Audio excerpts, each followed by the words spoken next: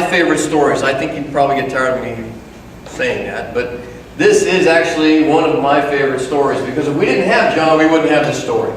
Matter of fact, if we didn't have John, we wouldn't even have this concept that Jesus had these kind of dialogues with these people.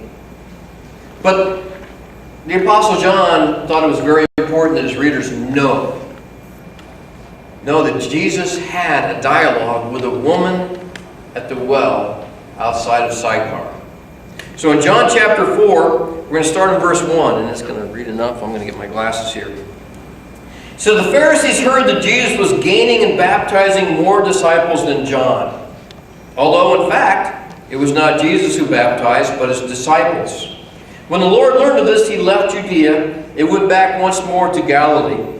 Okay, last week we saw the whole Jesus and John thing, and John saying that he must become greater, I must become less.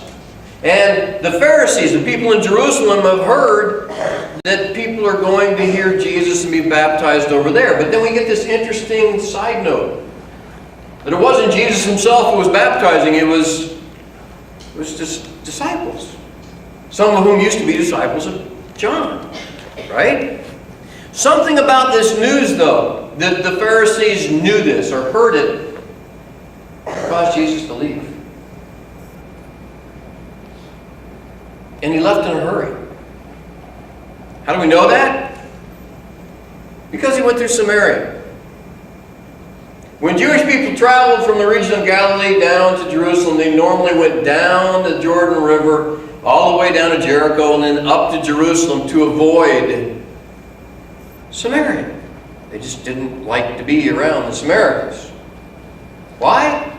Because the Samaritans considered themselves Jewish, Hebrew, but they didn't have the lineage for that. They were a transplanted people back when the Assyrians took over. The people who took up the worship of Yahweh because, well, the Old Testament, because lions were coming out of the hill and eating them.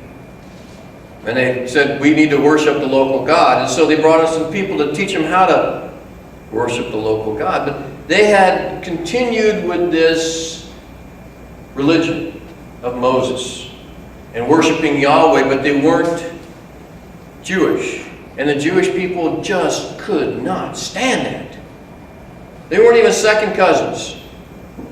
Right? So they just avoided him. But Jesus went through Samaria. He says, now, he had to go through Samaria. So he came to a town of Samaria called Sychar, near the plot of ground Jacob had given his son Joseph. Jacob's well was there. And Jesus, tired as he was from the journey, sat down by the well. It was about the 6th hour. It was noon, hottest part of the day. They were traveling. They came to a well. The well is actually not in the town. I don't know if you remember reading these things in your Old Testament. When Jacob would dig a well, it was a big deal. You found water. And then someone else would come and take the well because they were a nomadic people. And so they would move on and dig another well, and finally they would make a deal and say, this well is ours. Well, here's a well that belonged to Jacob that he gave to Joseph. We don't have that much detail about that situation. But this was something they could trace all the way back to Jacob. Jacob, whose name was changed to Israel, from whom the Israelites, 12 tribes of Israel, come. Okay. It says, when a Samaritan woman came to draw water, Jesus said to her, will you give me a drink? It was noon. He was thirsty. He was by a well. His disciples had gone into town to buy food. Now, at this point, we like to think of the fact that he had 12 disciples. And I always thought this was a fascinating picture. Okay? That Jesus sat there by himself and 12 of them went in to get food. We don't know that he had all 12 of them here, okay? Matter of fact, we've only called 4 of them in the book of John. So maybe there were 2. Maybe there were 3. But they went into town to get food. Jesus stayed out by the well. The Samaritan woman said, you are a Jew, and I am a Samaritan woman. How can you ask me for a drink? For the Jews did not associate with the Samaritans. Well, there was more than that going on. You didn't just talk publicly to a woman. who was unescorted, let alone a Samaritan woman. But what did Jesus want? Just wanted a drink. And this woman was willing to pick a fight instead of giving the man a drink. You ever met people like that? This woman had some issues, some bitterness that we're going to see come out. And she objected to the fact that this man asked her for a drink. All right. Jesus answered her, "If you knew the gift of God and who it is that asks you for a drink, you would have asked him, and he would have given you living water." All right. This gets more complicated if you let it get complicated. Living water is water that moves. That's all. Okay? You can't make a big deal out of living. Living water is water that runs, that moves. Would you rather have water from a stream, or would you rather have water from a cistern? Well, they preferred the stream. It's living water, moving water. Would you rather have water from a well, or would you rather have water from a spring? Well, I think we choose a spring, right? So he said, if you would have asked me, I would have given you some really good water, some living water. And then she said, "Sir," the woman said, "you have nothing.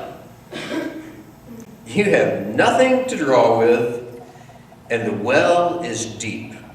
Where can you get this living water?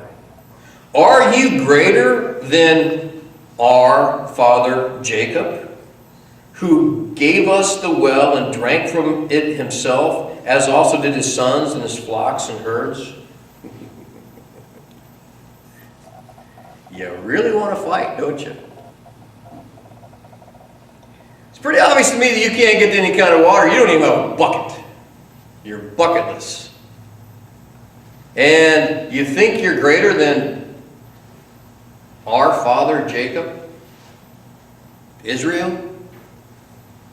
Now you've got to the very heart of the whole problem between the Jewish people and the Samaritans. Just cut right to the quick. So you think you're greater than Jacob, our father? The natural Jewish response would have been, "Jacob is not your father. You are not descended from Israel." And thus would have started the whole thing that for generations and generations and generations has been this tremendous sore spot. This woman wanted to fight. She just wanted to fight.